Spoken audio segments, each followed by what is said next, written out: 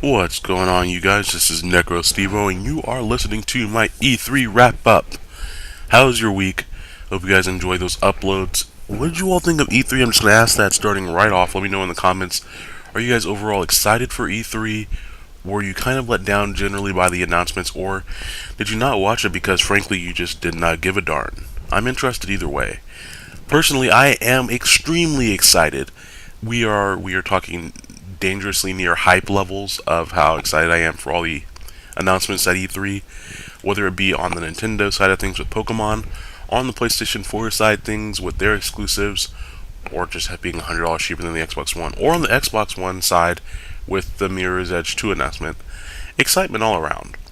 Now, my list is going to be more geared towards PS4 because the only things that I was really interested for Xbox were Metal Gear Solid 5 Phantom Pain, which that game looks amazing with next gen graphics. I When I first started watching the stream of that, when they had it on stream, I thought there was something wrong with my stream because of the way they kept fast forwarding it. But that aside, it looks just wow. Just the individual hairs on Snake's face as its actual gameplay. That's a bit much. I don't know. And then also, of course, Mirror's Edge 2, which I don't think is an exclusive, but it was announced on the Xbox side. So I'm going to credit them for that. Then, of course, I cannot leave out Killer Instinct and also Sunset Overdrive. I need to see gameplay of Sunset Overdrive, but I'm excited that Insomniac is getting to branch out and do some new stuff. I guess I think that's Insomniac. Yeah, I'm pretty sure that's Insomniac. And Killer Instinct coming back after all this time is kind of amazing. It was kind of rumored for a little while, but it's nice that it's finally back. I can definitely go for some Mega Ultra combos. So the other ones that are worth mentioning are Project Spark, worth mentioning to me, of course. And Project Spark, to me, basically look like Little Big Planet for the Xbox, which I like Little Big Planet. I'm okay with it. I had some really bad experiences with it when the PlayStation kept erasing my freaking save data and then the game corrupted itself, so I lost my save data again. I can only jump through so many hoops for those little bubbles, you guys. I don't know. So those are the games that I'm interested for on the Xbox One side. I feel like I forgot something. Oh, Crimson Dragon, the Panzer Dragoon new game. That game looks fun, even though the Xbox conference had no sound. Go and look up the trailer for that, Crimson Dragon. Now, PlayStation 4 games, these are a bit more diverse, so I'm just going to name them off the top of my head. That'll be easier. So, Daylight, Don't Starve, let's see, Killzone Shadowfall, The Order, Infamous Second Son, Primal Carnage Genesis, Transistor, and I feel like I'm missing one. Maybe. I'm missing something. Oh, Kingdom Hearts 3 and Final Fantasy 15. I think those are also, neither of those are exclusives either, but again, announced on the PlayStation side. So, for those of you guys who don't know, Don't Starve has actually been out for a little while. It came out in beta. It's an indie game. You can get it through Steam, I believe, right now. But that's kind of one of those games where they just throw you in and they don't tell you anything about the game, and the objective of the game is in the title, where it's Don't Starve, and you see your hunger meter on the side of the field. You see things you can go eat, or you can craft things, and, at night monsters come out and try to kill you, so you got to go back to your campfire. But I could play it now. I've seen gameplay of it, and I actually watched a stream of it on the Rapid Play Gamers channel.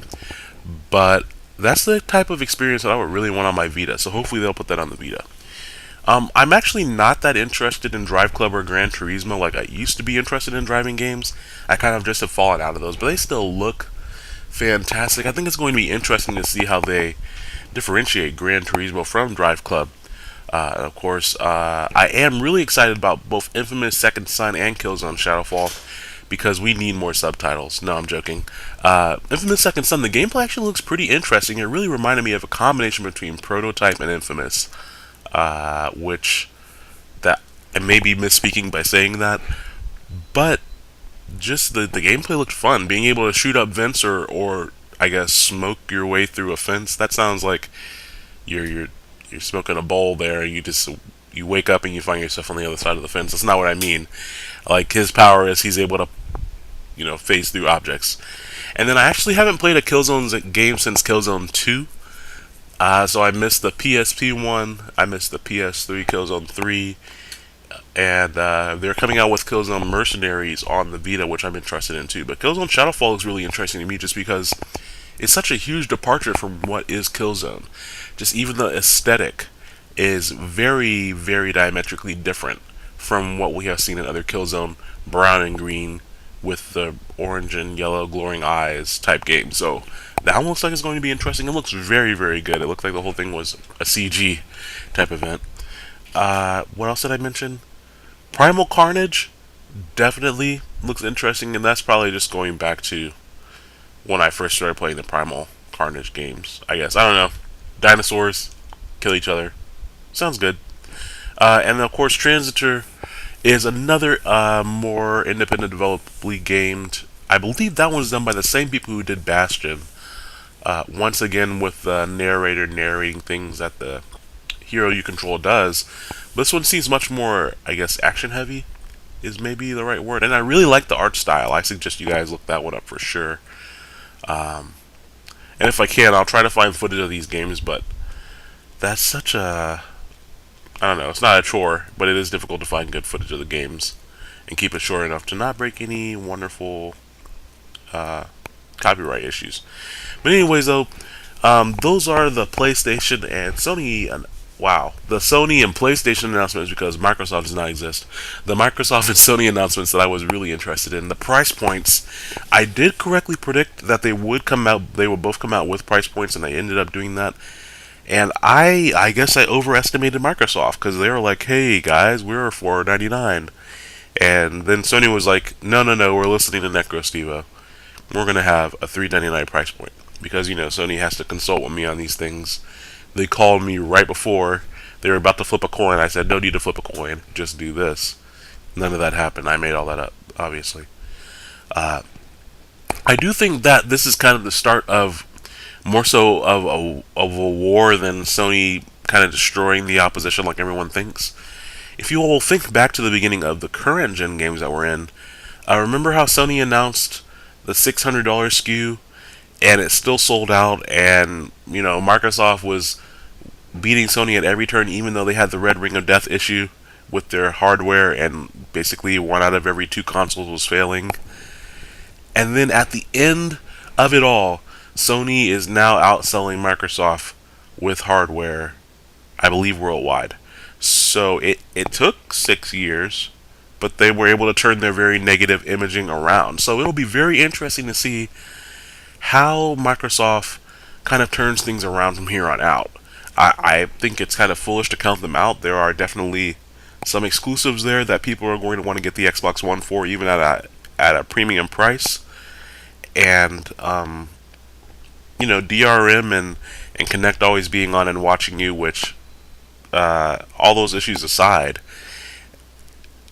I don't think Xbox is very dumb. And of course, having things always online, if you think about things like your computer or even your cell phone always connected to 3G, 4G, or Wi-Fi, we're already moving towards that as it is. So having things always be online maybe isn't as crazy as people make it out to be, and maybe it's just people being resistant to change. So, and maybe Sony has embraced that as well, and we're just not seeing the infrastructure of that yet. So it will be very interesting to see how things change going forward.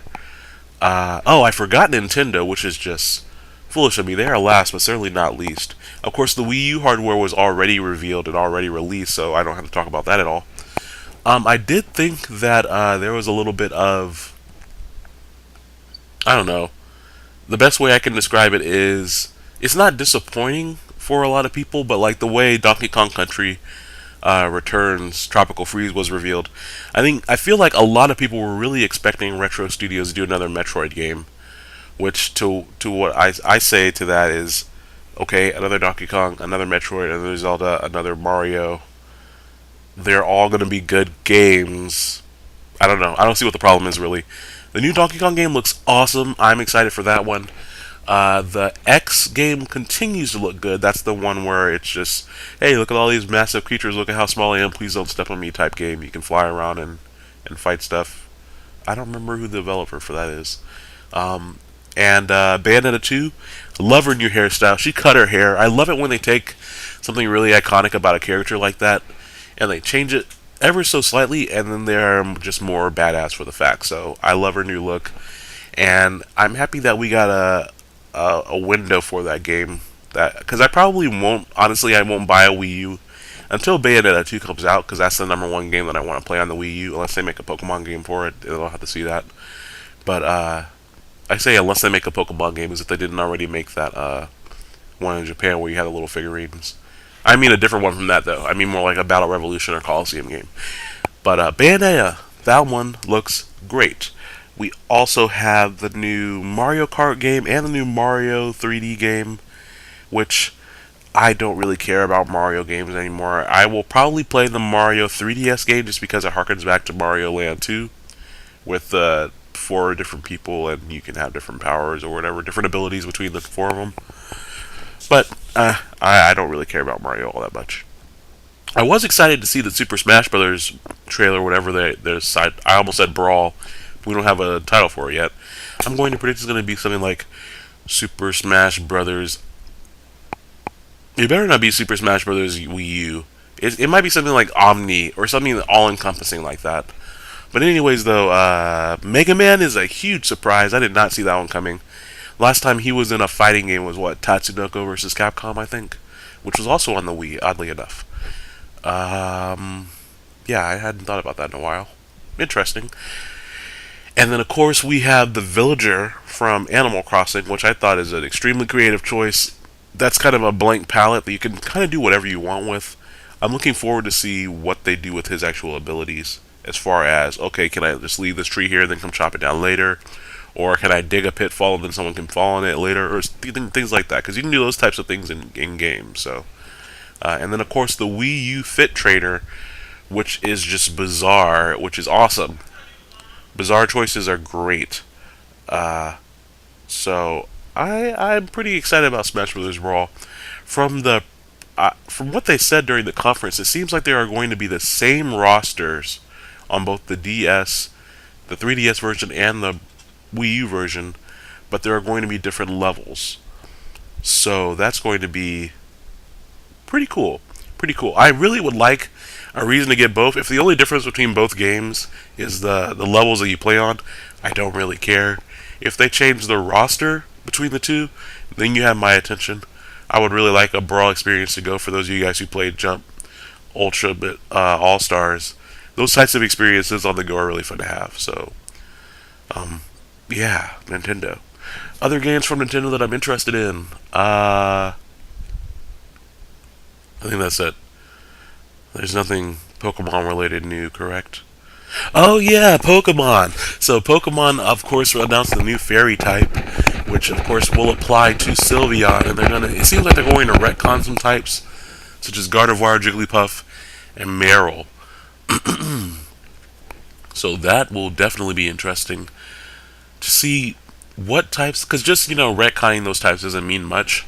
Now, retconning a Azumarill into a Fairy type is extremely interesting, especially if he retains his huge power ability. Gardevoir, kind of too slow to take advantage of it against most dragons, but she is very bulky, so maybe we'll see something there as well.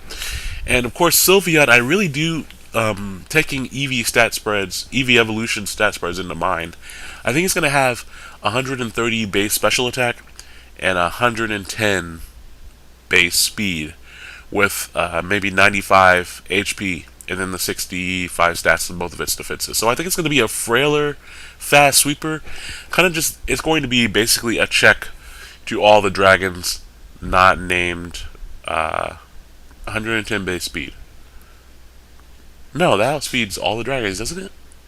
It speed ties, of course, with Latios and Latias, but yeah, I think that outspeeds everything. So that's going to be a nice little check to the metagame if it does have that type of stat spread. And that's just me speculating on the stat spread. But aside from that Poke Ami, I'm assuming it's pronounced Ami, because French. But that looks cool. It really reminds me of Tamagotchi days, and I used to have so many freaking Tamagotchis back in the day. So that definitely looks interesting, especially if they use that as a way to manipulate the friendship mechanic. It makes a lot more sense to do that in game and actually develop a relationship with your Pokemon than to do what I do, which is to jam a Soothe Bell in their hand and then stuff them full of berries until they're really, really happy. Which I don't know why anyone would be happy if they were being forcefully stuffed full of berries. But I'm not being stuffed full of berries, so maybe I'm just missing out on some form of bliss that I don't know about. We also got the reveal of several new Pokemon. Skrelp, which is a water poison type, I want to say. Talonflame, the evolution of Fletchling, which is fire flying. We have Flabebe, I believe, is the fairy type. I don't know if it's fairy grass or if it is fairy flat. But we have that one. We have there was a crab Pokemon, and I don't remember the name of it off the top of my head. That's just a water type. It can use Crab Hammer. Crap. There is also that Litleo, which is the fire type lion, which is interesting because I've always considered Entei to be a fire type lion, and of course Luxray is kind of a lion type Pokemon. So now we have an electric lion and 2 fire lions, and everyone forgot about the other 2. So maybe this one won't have the stats to be an OU, and then people will actually remember it. I don't know. Luxray is pretty cool in my opinion. Extreme Speed Entei is also very cool. And I think that's all of them. Oh no, Vivillon and its pre-evolutions. The 2 little bagworm-looking Pokemon. Interesting. I really like Vivillon's design. It's very surprising that they would choose that.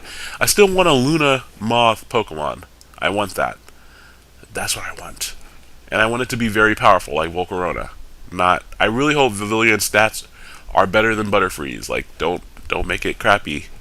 Just because it's a bug Pokemon does not mean it has to be severely underpowered. But anyways, though, lots of new Pokemon. We also got some new information about the characters inside the game, whether it be your rival or the first gym leader, things like that. I'm not going to spoil types or things like that in case you guys want to go look those up for yourselves. And then, of course, the Kalos region, has a lot of heavy allusions to France. So it will be interesting how things like that and the roller skating and the sky battles all come into play.